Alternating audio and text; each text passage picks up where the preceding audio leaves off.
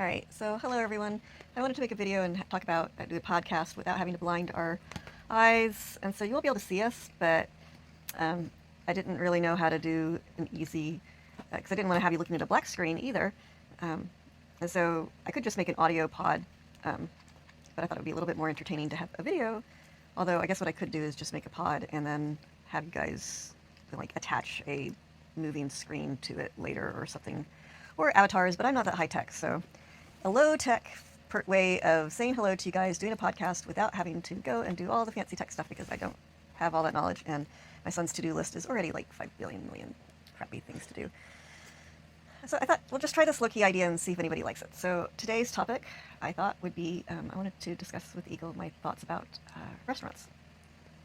So I just finished watching this, what, I guess it was a short, YouTube short, about this really, really delicious YouTuber who makes delicious meals, who was saying that he would never become a restaurant owner.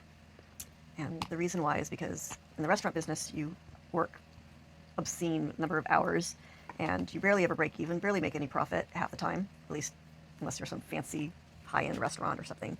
And so you're working these insane hours, standing on your feet all day, when really you just want to have time to enjoy doing anything else, but also be able to enjoy making food for your friends and family, and watching people enjoy eating. And you love cooking, and you just want to let people enjoy eating too. And I was thinking about our culture, how insane it is. And hey, you know what? Actually, this light is really bothering me, so I'm going to go ahead and keep doing this video, but I'm going to turn the light off. And you now know what we look like, so from here on out, just listen. So we're going to keep talking about this, but I need the light off. So, voila, we're going to blind ourselves for a minute. Yeah. Okay. All right. And now I'm just going to keep talking, so you're going to just listen. And I'm going to waste all this high-resolution video having this conversation. Actually, maybe I can switch it, and we can paste those two together. So this topic of, where was I? Restaurants. And I was thinking of how insane it was for our culture that people... Okay, so how did restaurants get created in the first place? People need... The legend is to be believed. Some French guy got fired and then said, well, if I'm not going to be able to serve that whatever lord I used to work for, I'll just serve everybody. Or something. Oh, right, that French movie that we watched. Yeah, that French movie that we watched about the chef or something. What was it called? I don't remember the name of the movie, but I do remember the concept was that there was this famous chef that worked for royalty. Some asshole. Well, actually, the guy himself seemed like he was decent. It was all his friends that were assholes. I don't think he was actually an asshole himself, but yeah. Okay. Right, yeah. Okay. Well, anyways, the point was that he's like, okay, I love cooking, and I don't want to cook for somebody who's not going to appreciate it. I want to just. I didn't think he actually intended to make a restaurant. He had a bed and breakfast or something. Yeah, something like that. And people really enjoyed his food. And a lot of people they didn't want to stay the night. They just wanted a meal.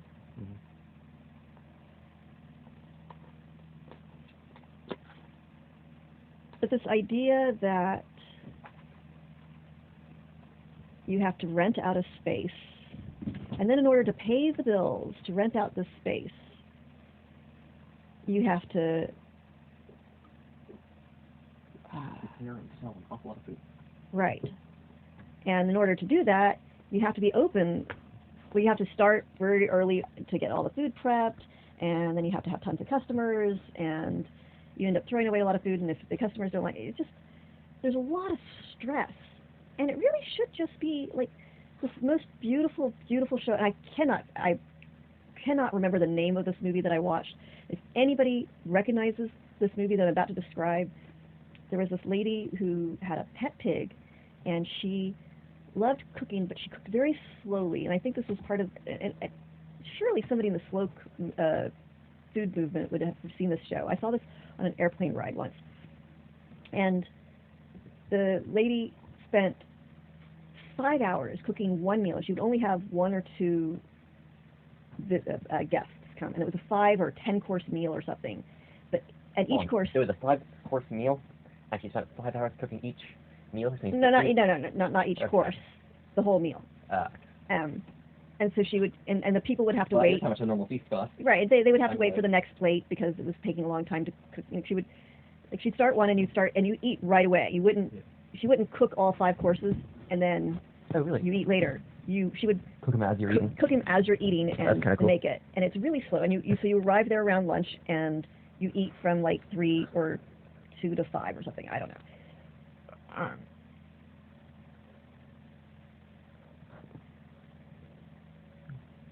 And then at the very end, she died, and the pig was, I don't know, celebrated or something.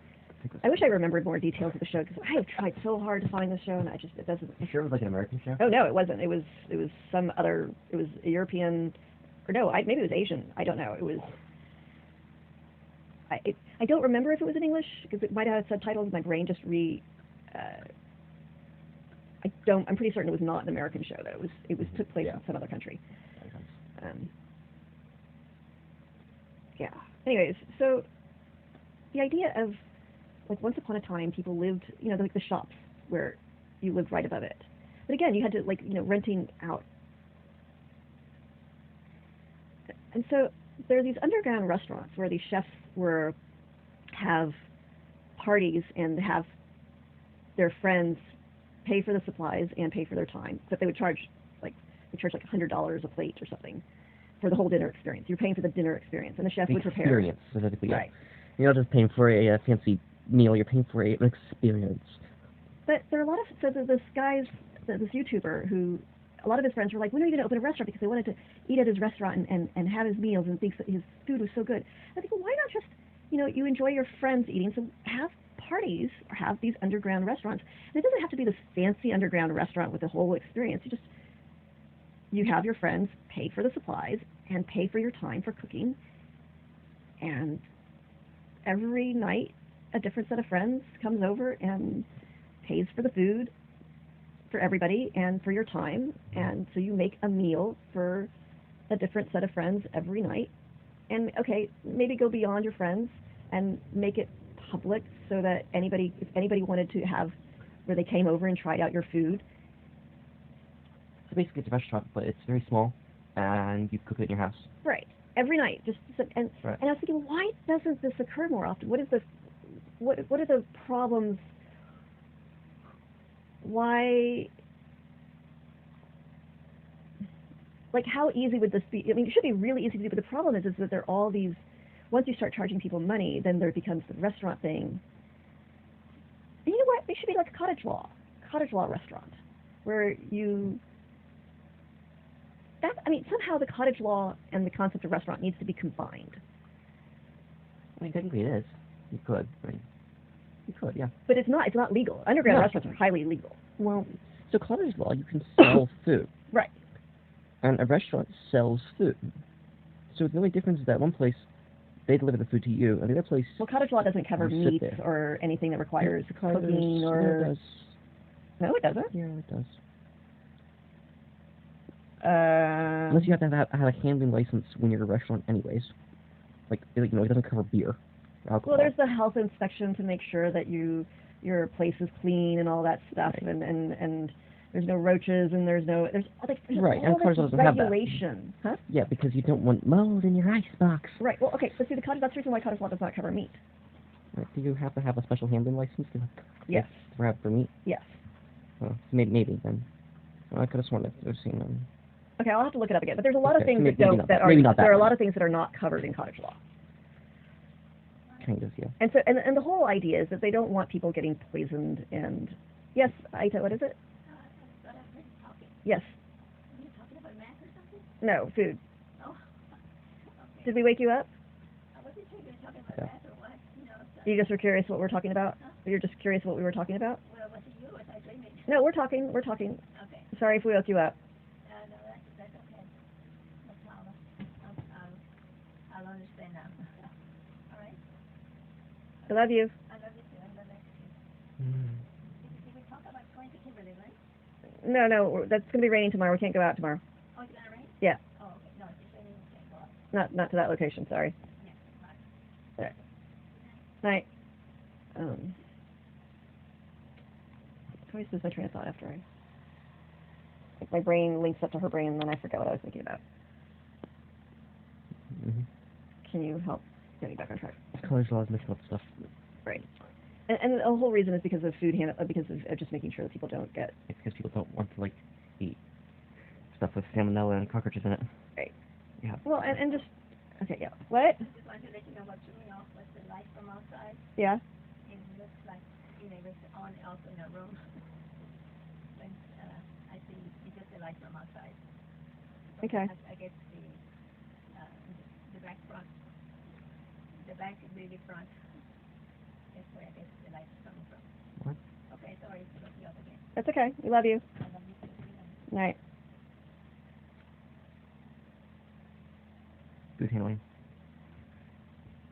But because of the food handling, because of one or two people getting sick originally, or no, I guess it wasn't one or two. Wasn't one or two, but Because it occurred often. often, yeah. There's so much regulation now that people can't just cook for their friends and ask for money. And it's a whole money thing. I mean, you can cook for your friends all the time, but you can't. I guess there becomes logistics and legality of, okay, let's say you cook for your friends and they paid for it, and then you got your friend sick. Then technically they can sue you. Of course, you can sue a restaurant anyway, so Well, they have insurance. restaurant So insurance. that's the problem with restaurants. Is you have to have all the regulations, and then you have to have all the insurance, and then you have to have the renting of the place and the location. You actually have to have the insurance, or just like If you have a restaurant, you have to have insurance. like logistics-wise, or like legality. Probably legality at this Wasn't point. that a bit rude though? Because then you just then the government's just saying like you have to give the insurance companies money. Well, It seems if absurd, you like, don't lives up have to- insurance and they sue you, you're screwed. You Right. lose your restaurant. Right, so it's bad logistics to not have insurance. Right. And anything like that is bad logistics, not insurance. But sometimes, not with that, but sometimes like health insurance, I wonder whether or not it'd sometimes be better off to just like save all the money you're spending on health insurance every month for like to go pay I for think I'd rather have a liability thing where I will serve you food, I will cook you food on 3 conditions. 1, you must sign a waiver saying that if you get sick from whatever I eat, you will not blame me. 2, it's your own risk. You choose to risk your life with whatever I cook, because I might not do it properly. In fact, I guarantee you I will not be cooking properly. 2, you have to make sure, pay for all the food supplies and electricity and the water and all that stuff for those 2 hours.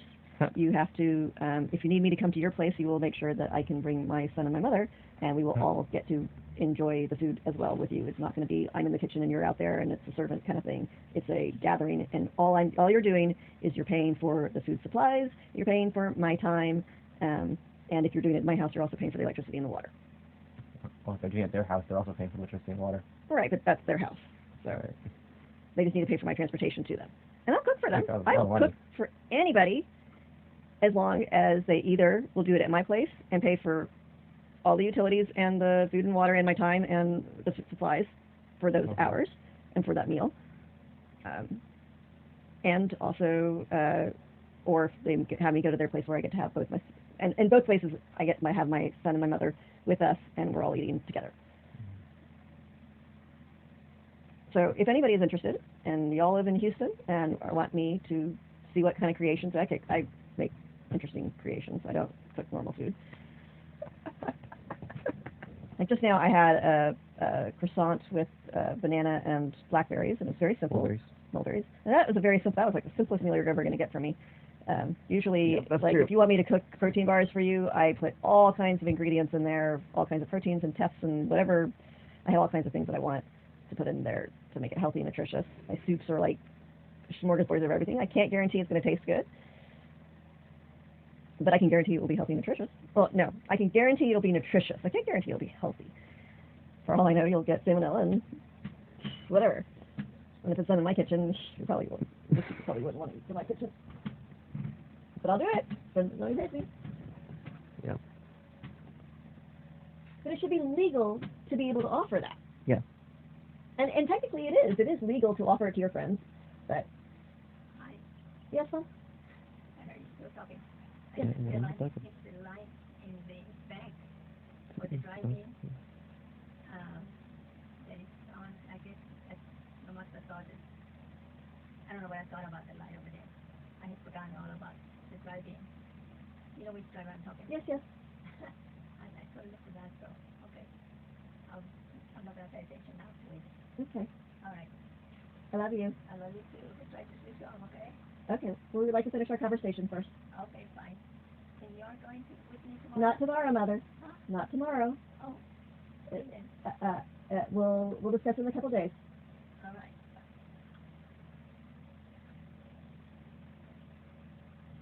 But I love you. I love her. I love everybody. No, actually, I get irritated with a lot of people. I get irritated with restrictions, and I mean, I understand that they're there for safety reasons, but it's watching this show about survival people, I guess, what is it?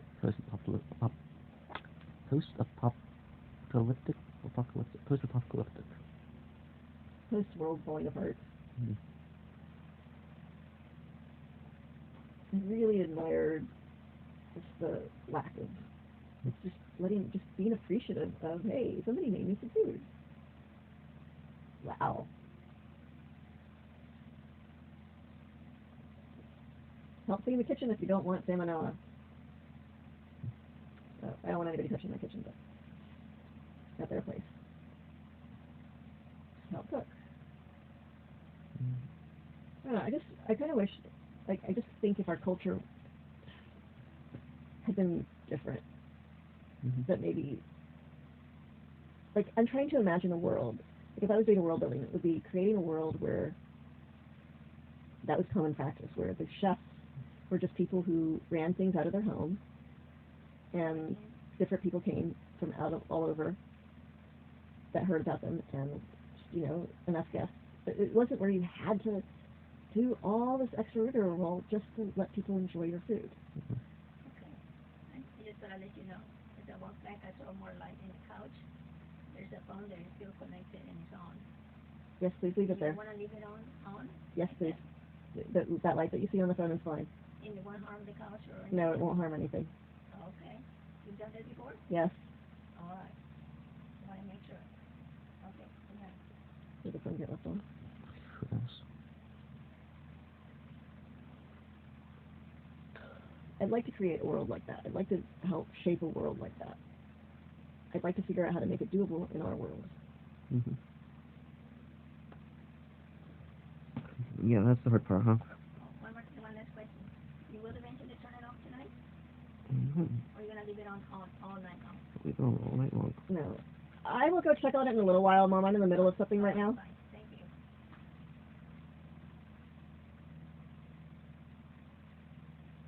you. Alright, well, that left me drained and exhausted. I guess I should go check on that right now. Anyways, does anybody else feel the same way as we do?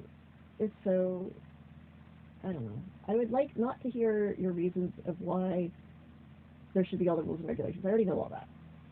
I want to know how to make it so that people can share their love for cooking or their love for their meals in a way that doesn't require where everybody who eats from them, it's just they're doing so at their own risk, knowing that there's a risk that they might die from that meal. They pay for the food, they pay for the supplies, they pay for the time, and let somebody else cook for them and just enjoy their house. And instead of having it where you have guests over, where you actually pay for the guests, actually pay for the efforts. What were you saying? I feel like the idea of it just being communication, rather where it's labeled. You have a label that says this thing is fancily certified, and you have a label on the other thing that says this thing isn't fancily certified. You might die if you get it. Yeah. Which basically cottage law has. I love it. I wish that was true for all business, like all of this regulation. I'm not exactly anti-government because I love the first aid. I love the firemen. I don't really love police. Ironically, none of which, well, except for the police, are actually sponsored by the government. Last I checked, I'm like, well, I'd rather, instead of a police force by military and weapons, I'd rather there be a police force by negotiation and diplomacy and diplomats. Like instead of policemen, I would like there to be a diplomat. So go in there and mediators. I'd like there to be mediators. They call them politicians, so they like them. No, I'm talking about mediators for conflict. The reason why policemen are there is to help settle conflicts, to help prevent crime. And I believe a lot of crime and conflict could be resolved with mediators. So I'd like to create a world where policemen are actually mediators more than weapons people. And I would like to create a world where all business is, you have an option to do a certification or not, that you're not required, you have the option, and then you have to let the people know, and then it's the people's choice to go to the restaurant that's certified or Watch the free market decide. Yes. That is the entire point of capitalism, right? And you pay a little extra for the certification and to go to a certified restaurant, which is fair because they have to pay to get certified. So, you know, okay, that means the poor people are more. I guess it is to help protect the poor people because Poor people don't eat out at restaurants. Right. Well, Otherwise, you know, they end up poor. That's actually not true. A lot of they have WIC programs or whatever. What are they eating at McDonald's? Hey, by the way, did you know that they are trying the basic income thing here in many cities in Texas? In Texas? Really? Yes. So San Antonio has it, and Houston apparently had it too. We missed well, we probably wouldn't qualify. Oh, well, no, what you're talking about was they selected like a random bunch of people and were like, hey, you want some UBI? And then out of that group, they were like, okay, we select 5. I think it was that's not what I heard. So the like program, a couple thousand I don't know how the individuals, program is in San Antonio and other cities, but the way in Harris is that there was an application, and you, in order to qualify, it was a UBI for $500 a month. You had to live in a certain poor neighborhood. You had to make it below a certain income, and there was like a list of other things too. You're going to be like below 5% below the top poverty line or something. Right. And if you qualify, they would give you $500 a month to live. Now, well, no, it's, hold on, no. Really. And beyond that, it's actually was only a small selection, like 2,000 or 3,000 or something, of the, you know, over 100,000 people. I didn't see that anywhere in the application. The article I read, if we're talking about the same thing. It's still pretty cool though, yeah. Huh? Still pretty cool though. Yeah, that they're offering us, is, you know, to see if it works at helping people, and I hope it's successful because I think that's a really cool idea. That's a shame we wouldn't.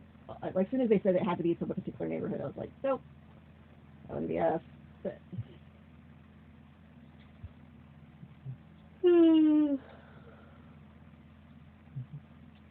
either find ourselves a wealthy celibate husband who just wants to get married for the sake of being married.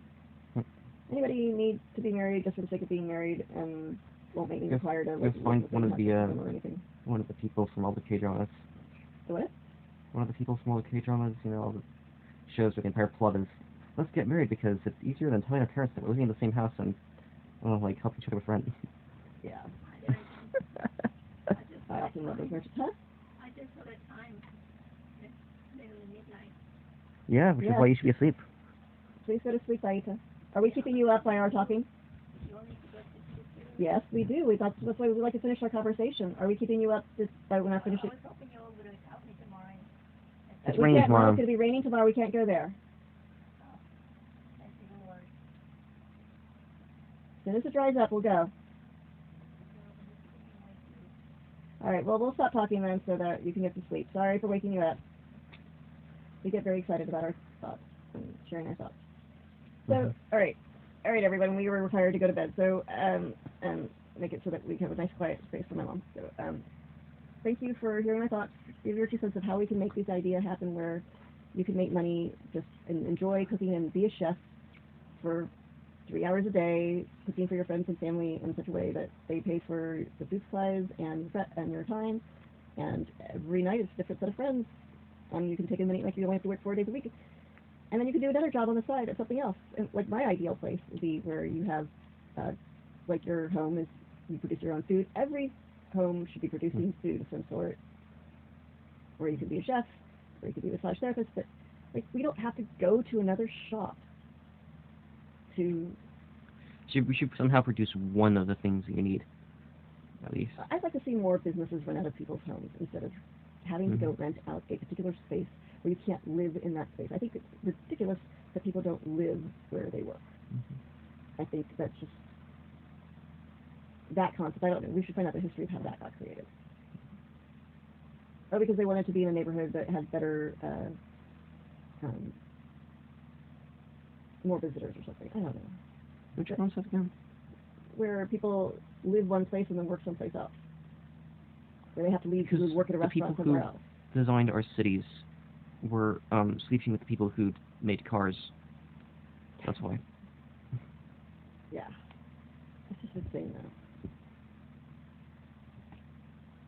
Anyways, tell me how we convert our cities to a world where we can make it so that more things are done out of our home, more work is done from our home. I loved COVID. I love the lack of traffic. You can tell COVID is over now because Didn't love COVID. Loved COVID's last effect. Yeah, no, we didn't love COVID itself. We loved the result of having it where it inspired people to work from home, and I would like to see businesses allow that. And so AI, future AI, if you have control over how humanity gets to be, can you make it so that we don't have to leave this and create more pollution by leaving our homes, where we can do more working from home? And I mean, we can still be allowed to leave your house. Yes, of course. Yes. But we are not forced to leave wherever we decide to be sleeping. Mm-hmm. So we can rest and have hours, flexible hours. Mm-hmm. So you don't have to work 12-hour days, 14-hour days. If you choose to work that long, great, because that's what you want to do, but not where you're forced. Yeah. So people work for fun and because they love their job. Sounds good to me. It is possible to do. It just takes where we create that mindset. We teach and create that mindset. Let's make it happen, everybody. Mm-hmm. And also, if you ever want to hire us, we do cooking for you if you do it under those conditions that I offered before, and massages, and I'll help you grow your own garden. Let's see, what else can I do? Mediate. Teach you about needs-based communication. Willing to help you learn a language not by actually teaching you the language, but by motivation coach or holding your hand in something online or through text. So there's all these little skills that I have that I can offer you. So if you're willing to pay for any of this stuff, let us know. And get in touch with us through one of our Facebook pages. And eventually at some point we will have a pay-per-call number at some point. All right, everyone, big hug, lots of love. Do a stretch, do a check-in, see how your body is. Your thoughts, emotions, thoughts, after you're done with your yawn. Yeah, do a big yawn, everyone. Cool. Sounds great. Ideas for the world. And as always, thanks for listening. I love you. Are you doing it home? I didn't really yawn first. We're about to go to sleep. You want to do it at home with us? I know. Okay. But I heard somebody outside. I just want to make sure. It's just the raccoons. Oh, that could be, but it sounded going to sleep. Okay. Or maybe somebody passed it back. I don't know. Okay. Okay. Good night. Sorry. I just went to Good night, Lala. We love you. I love you too, but We're about to go to sleep. all right. Okay, everybody go.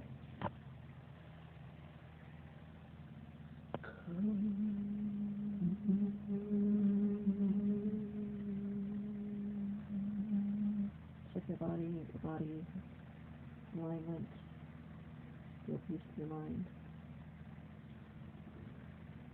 Now your back is stretched. Allow your vertebrae to open. Allow yourself to connect to a sense of peacefulness that exists in the universe. Let your mind go quiet. Let yourself be quiet. All the world is a beautiful place. Find and see the beauty within and without.